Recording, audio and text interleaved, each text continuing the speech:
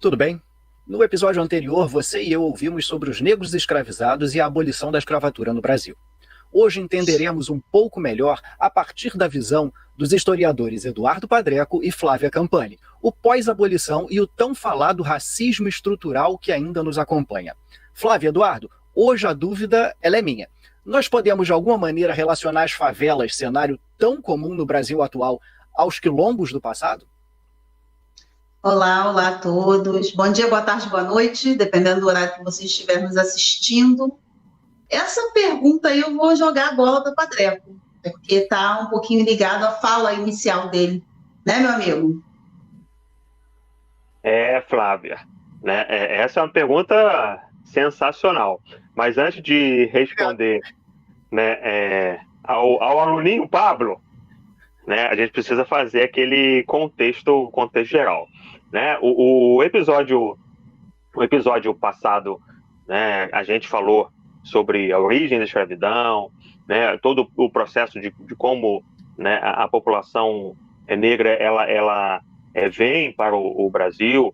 Se a gente pega, né, que cerca de 20 milhões de pessoas foram retiradas do continente africano, e dessas 20 milhões de pessoas, metade morre no processo, né, desde a captura até a venda, né, já no território americano, né, a gente percebe que a situação era muito, muito terrível, muito terrível.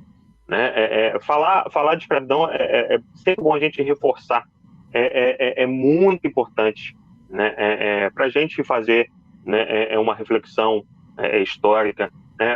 Muitas vezes a gente não gosta de falar dessas feridas, mas nós precisamos, ainda mais nesses tempos tão tortuosos que nós vivemos, né? Então é fundamental a gente abordar, e esse episódio está tão interessante que a gente teve que dividir, né, em duas partes, né? E provavelmente é um tema que a gente vai explorar em muitos outros episódios, né, ao longo aí da nossa jornada. Mas já vou te responder, porque está dentro do contexto aqui que eu vou falar. Fala, Pablo. Até porque é um assunto que não se esgota, né? Lamentavelmente, entra ano, sai ano, entra década, sai década, entra século, sai século, e o assunto não se esgota, lamentavelmente.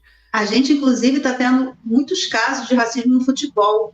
Inclusive, esse tema foi sugestão lá na caixinha que nós abrimos na nossa página do Insta, @café_araribóia, e nós com certeza vamos falar, né? O racismo, infelizmente, né? Tivemos vários casos aí agora na Taça Libertadores, né? E tivemos um caso agora recente no Campeonato Brasileiro.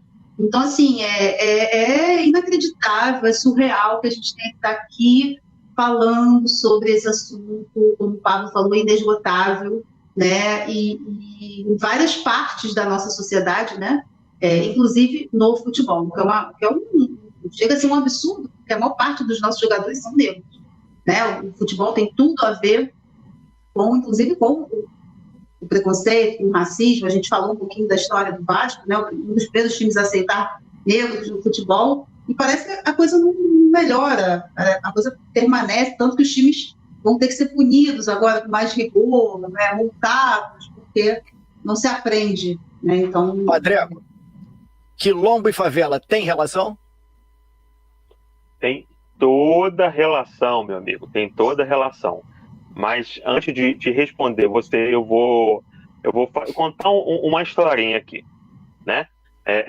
A Flávia, no episódio passado, né, estava falando sobre as leis abolicionistas, né, da segunda metade do século XIX. Né? É importante a gente frisar que toda essa campanha da classe dominante pelo fim da escravidão não é uma característica humanitária, né?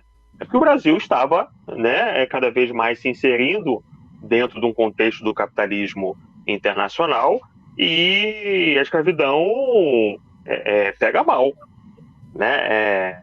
Não era uma questão de reparação, era uma questão de capitalismo, né, para começo de conversa.